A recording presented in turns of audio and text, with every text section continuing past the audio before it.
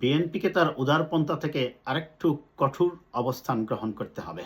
কারণ গত ১২ মাসে যেটা আমরা লক্ষ্য করছি সেটা হচ্ছে যে বিএনপির এই উদারতার সুযোগে এবং সবসময় এই মধ্যপন্থার এবং উদার রাজনীতিতে বিশ্বাসী হওয়ার কারণে দেখা যাচ্ছে যে এই তথাকথিত অতি ছোট ছোট রাজনৈতিক দল কিছু উগ্রপন্থাকে সামনে নিয়ে এসে, যাদের আদৌ রাজনৈতিক কোনো গণভিত্তিও নেই, কিছু নেই, তারা একটার পর একটা দাবি সামনে নিয়ে আসছে।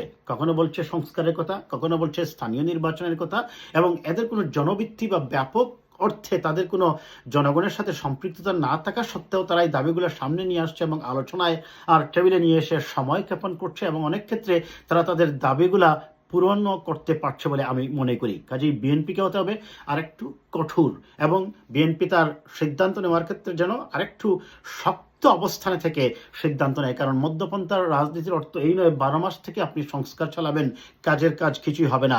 আবার সংস্কারের নাম করে এখন স্থানীয় নির্বাচনের কথা বলা হচ্ছে, এখন আবার দেখলাম রাকসু নির্বাচনের তারিখ ঘোষণা করা হয়েছে, ডাকসু নির্বাচনের তারিখ ঘোষণা করা হয়েছে।